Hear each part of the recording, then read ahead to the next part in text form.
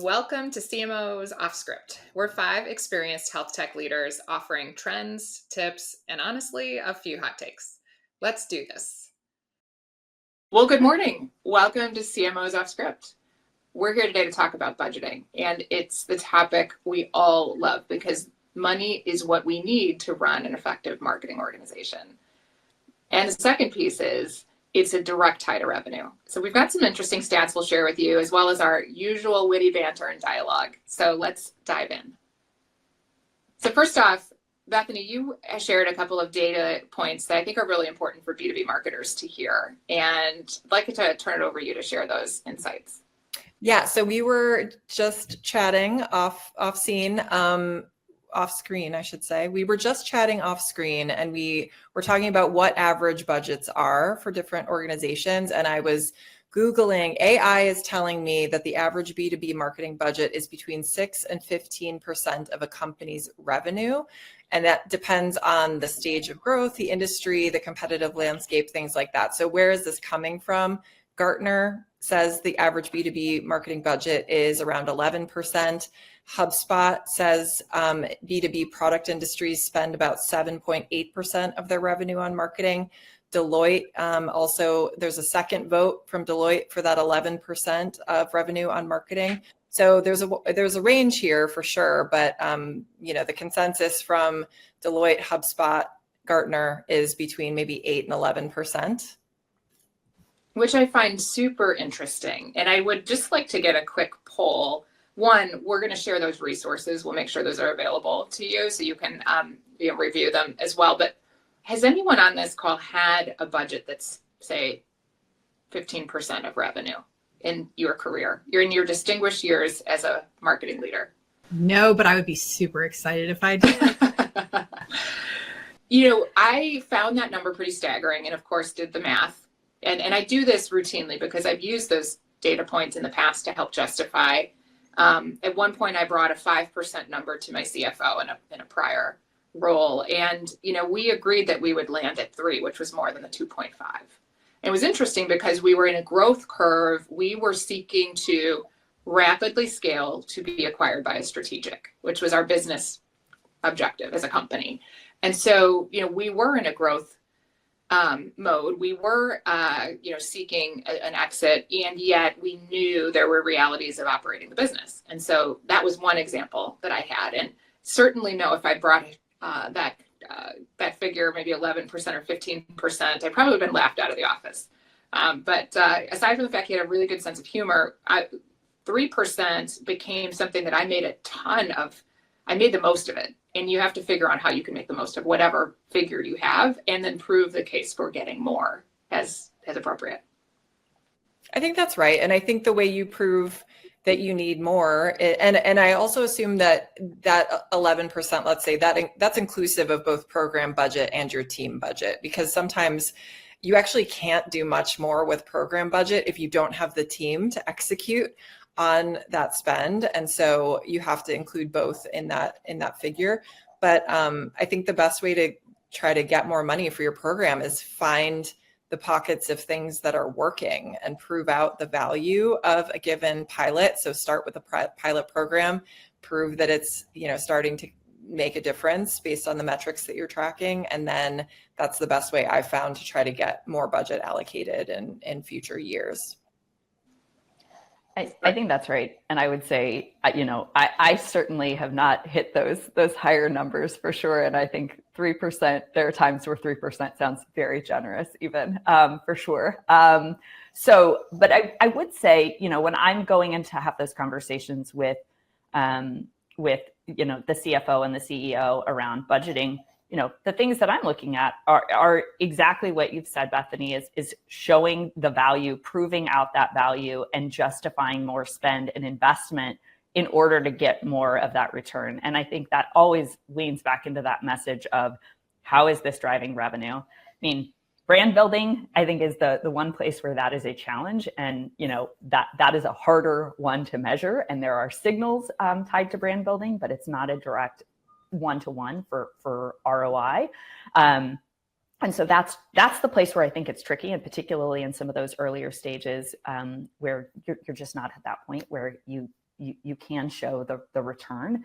But I think the other piece for me is also telling that story of, good, better, best, in terms of, when I'm going forward with my budget and my proposal to my CFO, it's here's what you want. Here's the number where you want me to land.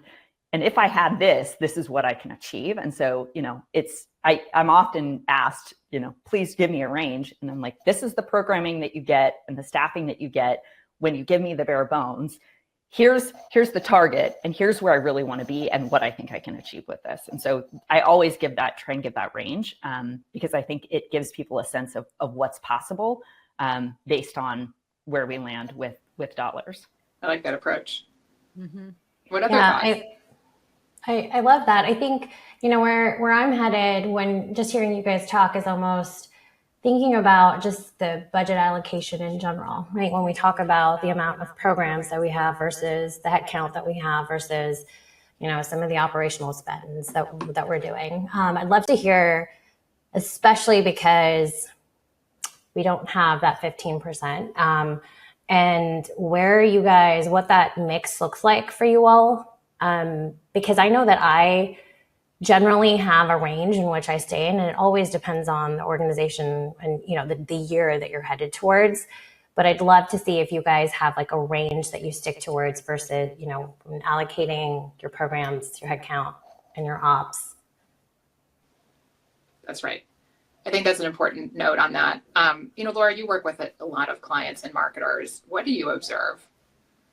I think that's a great point, right? Let's come back to the ratio. One school of thought is 1/3, 1/3, 1/3. Mm-hmm.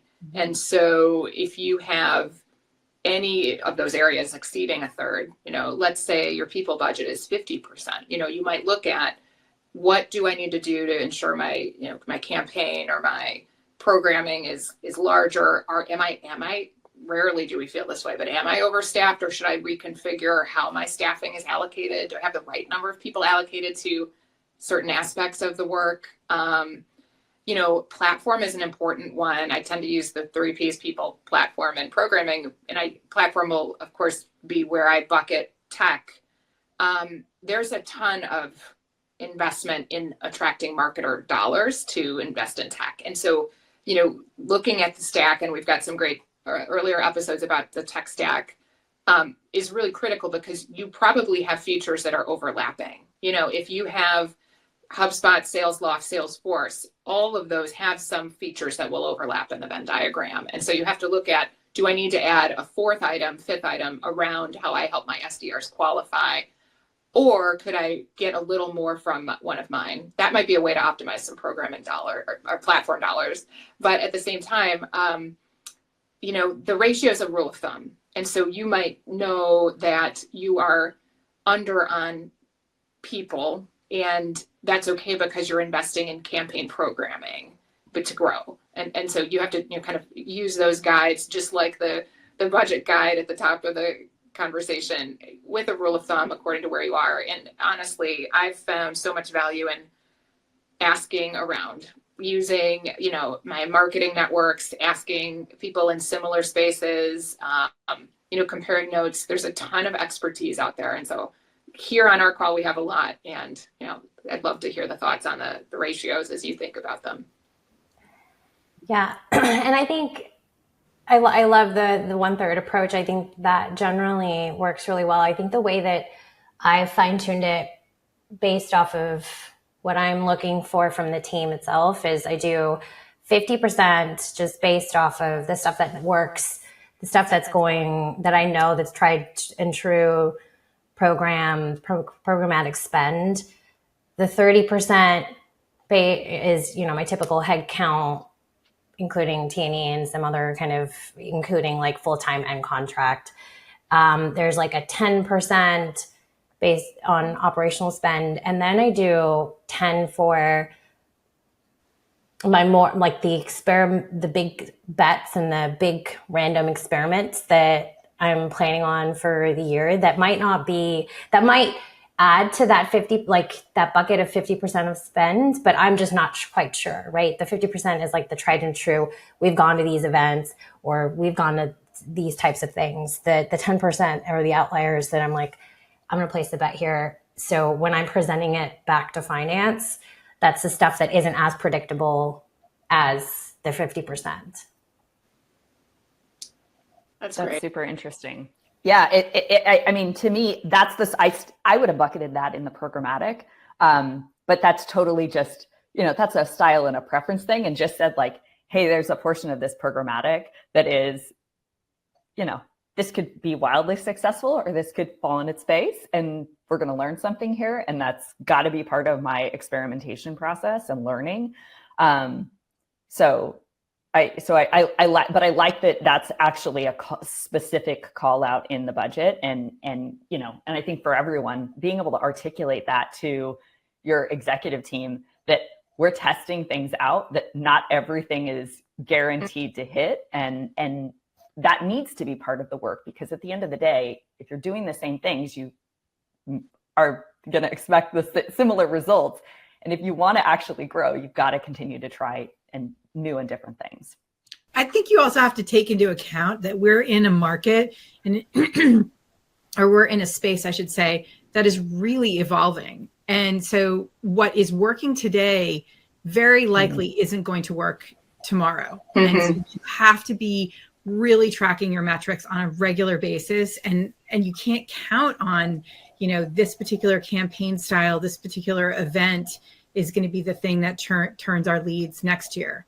And so it's That's so true. You have to be so nimble. And I think back to Bethany's point about testing different programs, you have to be able to try new things, Amanda, because it's not guaranteed that this program is going to be effective next time. It's actually guaranteed that it won't be, and that you will have to change it in some way.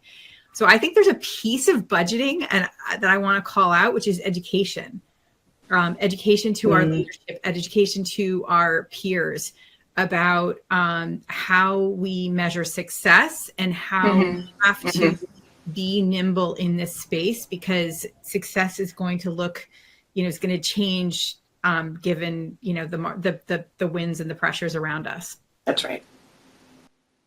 I'm nodding. I'm an enthusiastic listener as you're saying that, Laura. I think there's so many new developments. We know that the advent of AI is going to make original content a priority when it comes to search results. So that's interesting. That will adjust, perhaps the way we think about paid search. And I know that Google is, rapidly working to ensure they keep their share of paid search in that type of scenario. I'd love to get some discussion going on budgeting as you work with your team. So how do you share with your team what is available to spend, and how do you manage budget ongoing within your groups?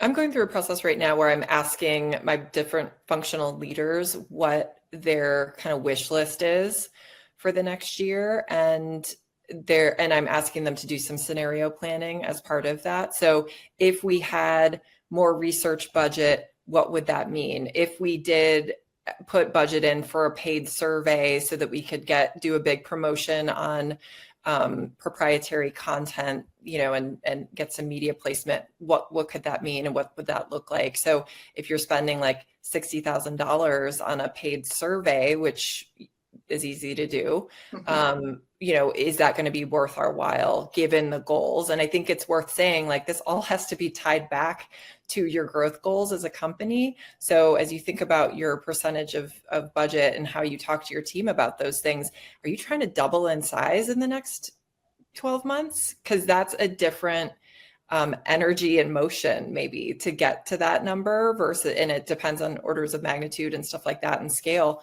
But ultimately you're trying to use your budget to reach a certain goal. And so everything tracks back to that. So with my team, that is how I'm approaching it, to say like, okay, if we hit this number next year, which is the goal, what do you need to kind of do that for your piece of the pie? I love that, Bethany. I think that's absolutely right. Like, it's all tied to what are the goals for the business? What are the goals for the sales team? What are we trying to achieve? And then marketing is aligning completely with that strategy. And I'd like to do a shout out to prior episodes on marketing and sales alignment, because this is an illustration of where it's so important to really be, in partnership with sales leadership and understand the expectations of the organization, that the plans that the sales team is putting into place, so that what you're structuring as far as marketing campaigns and efforts are completely supporting their goals. It's a team sport. Yeah, I agree. And I think one of the other pieces and this harkens back to our last conversation, is making sure that you're reviewing the data with your team. And obviously, I mean, the team is part of that process of actually the data collection, but actually saying, all right, let's look at how did we perform across these different campaigns, initiatives, whatever. And then saying, whatever our programming is, this is how this performed. Based on this, how does this impact how you think about and build out a plan, and what your recommendations are? How does this influence that? And so I think, everyone should be aligned to the data as a starting point. And obviously, if you're trying out new things, like, you're making some bets. But I think all of that feels right. I mean, I've had times where I'm like, guys, I need you to think bigger here. Like, go bigger. Like, this may cost more. There's, and I think there's also that tendency at times for folks to feel like conservative with knowing that there are budgets, and that means that there is a ceiling, to be conservative. And so there are times where I think part of the coaching work that we do is actually encouraging folks to take that step and think bigger. So there's an opportunity for us in that process, in addition to giving people, a potential bucket to say, these are some things that we have to play with, or I'd like you to think with this and this number in mind, to push people. I love that. It's think bigger, and also, where can we trim? If you kind of have this every year, we should be cutting 20% of our tech spend. Like, you could just put that provocation in front of your team. How can we cut? We could renegotiate all our contracts. Do we actually need to use this technology that we've used in the past, or whatever? So how can we leverage AI, Julia, to your point, and save money in these areas? And then maybe whatever we save, we can use on a big bet for, something else, or something else experimental, or a new tech system that we want to try, those kinds of things. So I think it's worth every year trying to trim your budget in certain areas, and then figure out where you want to bet big. I think that's totally spot on. And I really like the idea of a systems audit. And there's so many places that you can find savings, silly things like headcounts on products that you aren't using anymore, or lists contact lists can absolutely skyrocket your program costs, things like that. There's opportunities to tighten up your budget in meaningful ways at the end of the year, and also just getting rid of things you're not using. Love that. That's very well said. Yeah, and so I think the final point around keeping, on a macro level, keeping the teams up to date and aligning them. Sometimes when you're doing your marketing planning, it's helpful to just, when you are outlining those programs itself, those big strategic programs, having in the line by line, assigning budget by the program, so that the person that's responsible for the program understands this is their range and the estimate that they get to play with. And it gives them a little bit of freedom as well. And so when you're having your campaign planning meetings and all that, the tactical kind of elements, it at least gives them a holistic view. And so that's been, I think, helpful. I haven't quite gotten to the campaign level spend yet, but that I think is probably a good conversation for next time.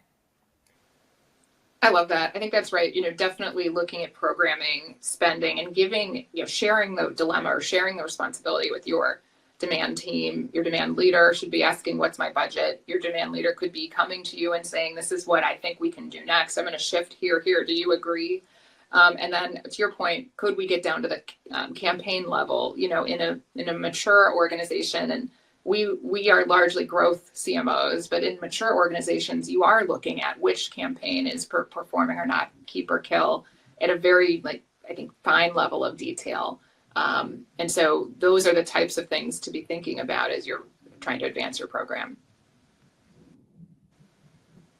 How do y'all think about where to splurge and where to budget, or go in a more budget friendly direction when it comes to things like agency spend and setting a budget for a different like external project or campaign?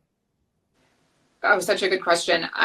One that is top of mind for me is we're thinking about a revision of some of our digital channels. So whether it's our website or other presence, this is an area where we want to show up well. We want to appear enterprise, trustworthy, research grade, and so that's an area where we are absolutely going to spend to make it right, versus another area where we might work on maybe a long form piece of content with a partner agency. Let's say I'll pull in the cutting up of the content and making it snackable and the 7 to 10 different ways we hope to publish that long form. We'll do that internally to save money. One, our team is really good at that, and two, it's a way that we can maximize spend when it has to be a little more of a splurge. I have 2 thoughts on that. I think that's great. I love that your team is really good at doing the snackable content, because honestly, that's the kind of thing that you want to be able to do really timely. Like, you want to be able to whip that out quickly. And I think often in-house teams have a really good handle on the voice and the visuals and can knock those out. A couple of things I think about in the agency space is coming from an agency, is one, I think the best relationships that we have with clients come from referrals. So it is that passed along trust. There's a CFO out there that many of you guys know, and he's just a fantastic human and a fantastic CFO. And he does a great job of introducing us to other companies that might need our help. And that transferred trust is really valuable. It's just, it really lets us start further down the road. And we're solution talking. And I would say that's the second thing, is look for agencies who are solutioning with you. It's not a sales pitch. It's a new relationship, and it's all about, can we connect together on the same level? Do we work in the same style and pace? Do you understand my expectations, my timeline, and my budget? So then the budget question, and we'll throw this out there. I think it's always difficult to know where to land on the budget. I personally, for my agency, know what certain things cost. I can tell you what I can do and and where I have wiggle room. So I will work with my prospective clients to get to a place where they feel good and I feel good. And I think if you're wondering what should this cost, do the multiple bids thing. Go out and talk to 3 different agencies and come back to the table and look at the 3 different bids, and then look at what they're giving you within that. I think that's it's sort of like, what's the bid and what's really inside it? Are they doing Are they doing the design? Are they limiting me on edits? What does that look like? But that rule of thumb, getting 3 bids, honestly, it's brilliant. And then going back to the agency you have the best connection with, and saying, this is where I need it to be based on understanding the cost. This is where I need it to be, because often there's some wiggle room. Of course there is.